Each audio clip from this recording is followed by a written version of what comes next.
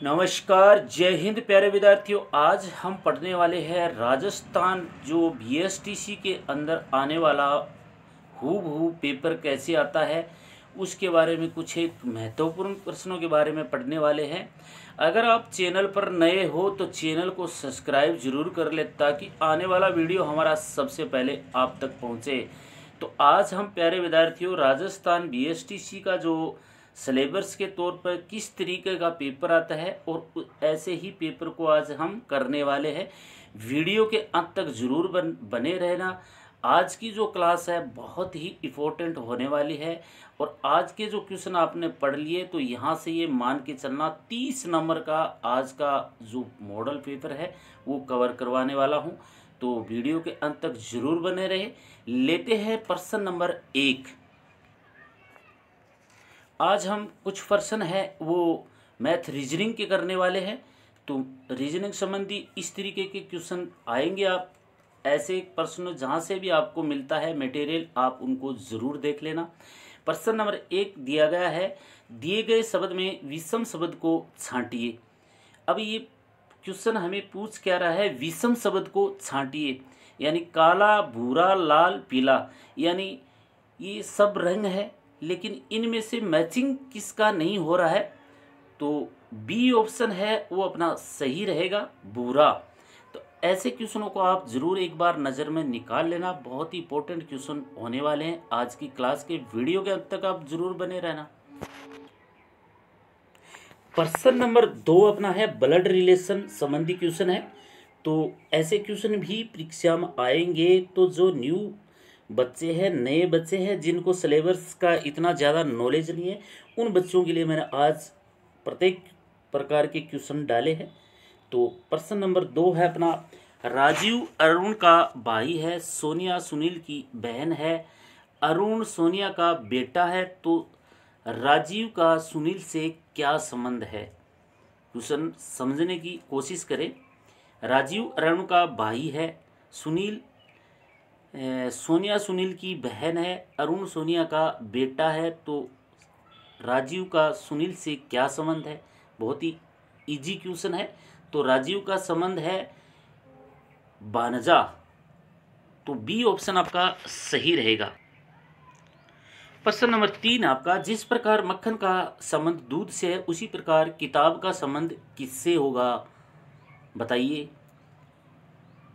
किताब का संबंध किससे होगा? लेखक, पेन, पन्ने, कागज।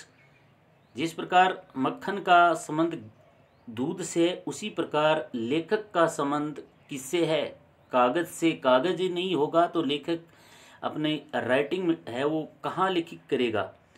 तो लेखक का संबंध किससे है? किताब का संबंध किससे है? कागज से। कागज नहीं होंगे तो किताब कहाँ से बनेगी? लेते हैं नेक्स्ट क्वेश्चन।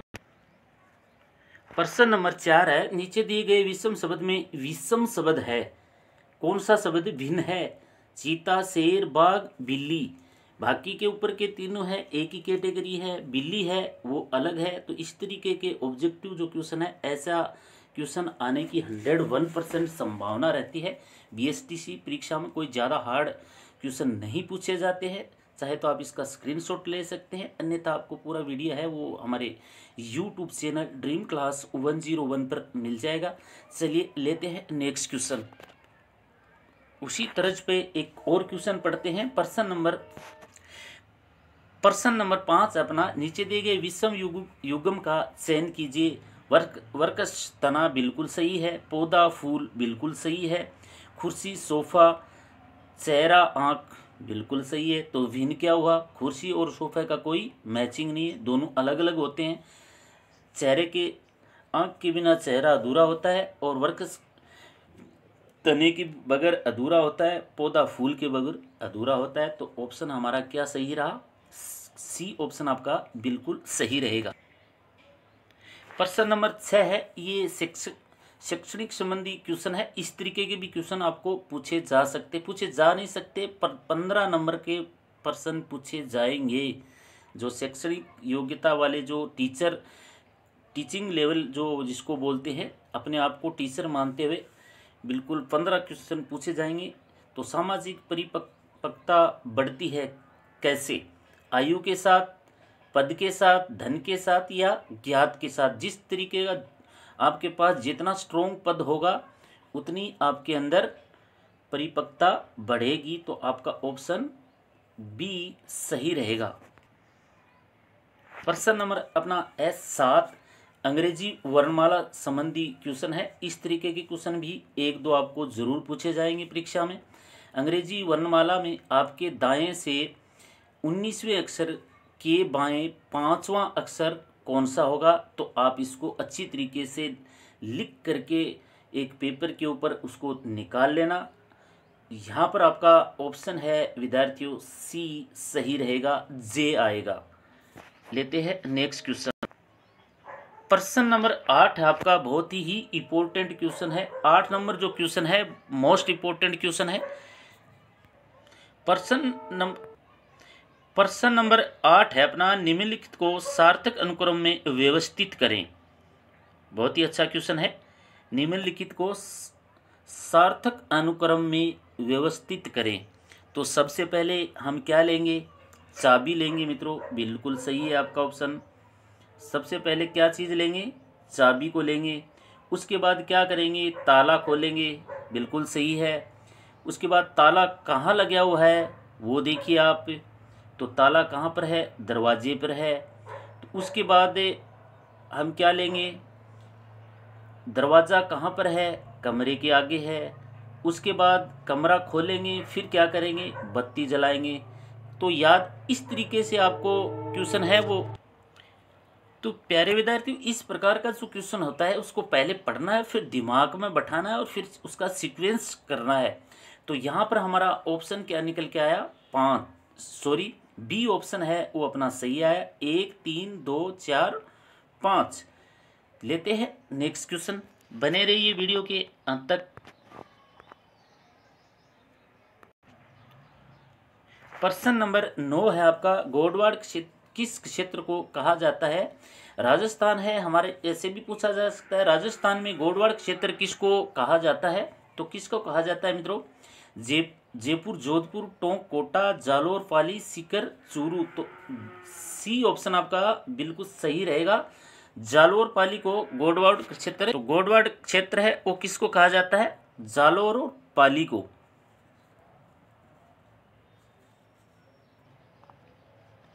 प्रश्न नंबर अपना है 10, गोहिल वंश की नींव किसने रखी थी? तो किसने रखी थी विद्यार्थियों बताइए? जेतर सिंह, माल सिंह, बप्पा रावल या गुहा द्वितीय? पढ़ा होगा आपने, नहीं पढ़ा तो डी ऑप्शन है वो आपका सही रहेगा। गुहा द्वितीय ने गोहिल वंश की स्थापना की थी। ऐसे ही क्वेश्चन आएंगे 101%। आप वीडियो को अगर पीछे की क्लासें नहीं देखी है तो जाइए यूट्यूब चैनल ड्रीम क्लास 101 पर आपको देवी देवताओं, लोक देवी देवताओं संबंधी आपको क्वेश्चन मिलेंगे। राजस्थान जीके संबंधी क्वेश्चन मिल जाएंगे। तो लेते हैं ऐसे ही बेहतरीन नेक्स्ट क्वेश्चन। प्रश्न नंबर आपका 11 है, चौहानों का मूल स्थान माना जाता है अजमेर, नागौर, संपादलक्ष या बीकानेर? तो सी ऑप्शन आपका सही रहेगा। चौहानों का मूल निवास कहाँ माना जाता है? संपादलक्ष। नेक्स्ट प्रश्न नंबर आपका 12 है, प्रतिहारों का उदय सर्वप्रथम कहाँ हुआ था? तो कहाँ पर हुआ था बताइए? बागड़, कनौज, मारवाड़, अवनी में? तो सी ऑप्शन आपका सही रहेगा। प्रतिहारों का कहाँ पर सर्वप्रथम उदय हुआ था? मारवाड़ में। प्रश्न नंबर 13 आपका परीक्षा की दृष्टि से बहुत ही महत्वपूर्ण क्वेश्चन बन रहा है। निम्नलिखित में से महाराजा जसवंत सिंह की मृत्यु किस देश में हुई थी? तो कौन से देश में हुई थी? सीरिया, इराक, ईरान या अफगानिस्तान? डी ऑप्शन आपका सही रहेगा, अफगानिस्तान में। प्रश्न नंबर आपका 14 है, आधुनिक भारत का भागीरथ किससे कहा जाता है? तो ऐसे भी क्वेश्चन होते हैं वो पेपर में छप जाते हैं। आधुनिक भारत का भागीरथ किससे कहा जाता है? तो ऑप्शन आपका कौन सा सही रहेगा? बी ऑप्शन आपका सही रहेगा। गंगा सिंह को आधुनिक भारत का भागीरथ कहा जाता है, याद रखना क्वेश्चन को। प्रश्न नंबर आपका, राजपूता ने उस शासक का नाम क्या था जिसने अश्वमेध करवाया था? तो क्या नाम था उस शासक का? सवाई मानसिंह द्वितीय, सवाई राम सिंह प्रथम, सवाई जयसिंह द्वितीय या मिर्जा राजा जयसिंह द्वितीय। तो कौन सा ऑप्शन आपका सही रहेगा? सी ऑप्शन आपका सही रहेगा। सवाई जयसिंह द्वितीय ने अश्वमेध करवाया था। मोस्ट इंपोर्टेंट क्वेश्चन हो सकता है परीक्षा की दृष्टि। प्रश्न नंबर 15 है आपका, राजस्थान में 1857 की क्रांति का सूत्रपात सर्वप्रथम किस छावनी से हुआ था? क्या पूछा है? छावनी। तो कौन सी छावनी से हुआ था? नीमच, एरनपुरा, नशीराबाद या खेरवाड़ा? तो 1857 क्रांति का जो उग्रपात वो कहाँ से हुआ था? सी ऑप्शन आपका सही रहेगा, नशीराबाद में। क्यों हुआ था? सैनिकों को आपस में विद्रोह हो गया था। प्रश्न नंबर आपका 16 है, भरतपुर के किस शासक को जाटों का अफलातून कहा जाता है? बहुत बार पढ़ा होगा आपने। चांदमल, बदन सिंह, तेजाजी, सूरजमल। तो किसको कहेंगे बताइए? कौन सा ऑप्शन सही रहेगा? आधे से ज़्यादा विद्यार्थियों को दिमाग में आ रहा होगा तेजाजी। नहीं मित्रों, डी ऑप्शन आपका सही रहेगा, सूरजमल। सूरजमल को भरतपुर के जाटों का अफलातून के नाम से भी जाना जाता है। प्रश्न नंबर आपका 17 है, शेर ए राजस्थान के नाम से जाना जाता है। तो कौन जाना जाता है शेर ए राजस्थान के नाम से? टीकाराम पालीवाल, जयनारायण व्यास या सचिन पायलट, मोहनलाल सुखाड़िया? तो कौन जाना जाता है बताइए फटाफट। ऑप्शन आपका बी सही रहेगा, जयनारायण व्यास को राजस्थान ए के शेर ए राजस्थान के नाम से जाना जाता है। नोट कर लेना क्वेश्चन को। प्रश्न नंबर आपका 18 है, बर्ड राइडर रॉक पेंटिंग कहाँ से प्राप्त हुई थी? ये भी क्वेश्चन बहुत बार परीक्षा में पूछा जा चुका है। इसवाल से, डगर से, नगर से या गरदड़ से? बर्ड राइडर रॉक पेंटिंग कहाँ से मिली थी सर्वप्रथम? डी ऑप्शन आपका सही रहेगा, गरदड़ से। प्रश्न नंबर आपका 19 है मित्रों, निम्नलिखित में से जैसलमेर से संबंधित मेला नहीं है। कौन सा मेला जैसलमेर से संबंधित नहीं है मित्रों? ए रामदेवरा मेला, चुंगी तीर्थ मेला या मरु महोत्सव मेला या चन्नी चेरी मेला? ऊपर के जो तीनों मेले हैं वो जैसलमेर से संबंधित है। चन्नी मेला है ये बीकानेर से संबंधित, जो देशनोक करणी माता के मेले से संबंधित है। तो डी ऑप्शन आपका सही रहेगा। प्रश्न नंबर आपका 20 है, मारवाड़ के राठौड़ों की कुल देवी कौन है? तो मारवाड़ के जो राठौड़ है उनकी कुल देवी कौन है? चामुंडा देवी, करणी माता, तनोट माता या नागणेची माता? पढ़ा होगा आपने ये क्वेश्चन तो बहुत बार। डी ऑप्शन है वो आपका सही रहेगा, नागणेची माता। प्रश्न नंबर आपका 21 है, मोस्ट इंपोर्टेंट क्वेश्चन है, राजस्थान में सर्वाधिक बाल विवाह किस खुशी के अवसर पर होते हैं? तो कौन सी सबसे ज्यादा बाल विवाह है वो किस खुशी पर होते हैं या किस अवसर पर होते हैं? ऐसा भी पूछा जा सकता है क्वेश्चन आपको। तीज के त्योहार पर, आखा तीज पर, दीपावली पर या पीपल पूर्णिमा पर? ऑप्शन आपका कौन सा सही रहेगा? बी ऑप्शन है वो आपका सही रहेगा, आखा तीज। तो विद्यार्थियों एक बार वीडियो को शेयर जरूर कर देना। अभी तक आपने चैनल को सब्सक्राइब नहीं किया है तो चैनल को सब्सक्राइब कर दे। अगर वीडियो को लाइक नहीं किया तो लाइक जरूर करें। प्रश्न नंबर आपका 22 है, भास्कर के लेखक कौन थे? बलवंत सिंह, पृथ्वी सिंह, सूर्यमल मिश्रण या कन्हैयालाल? वंश भास्कर के लेखक कौन थे? सी ऑप्शन आपका सही रहेगा, सूर्यमल मिश्रण।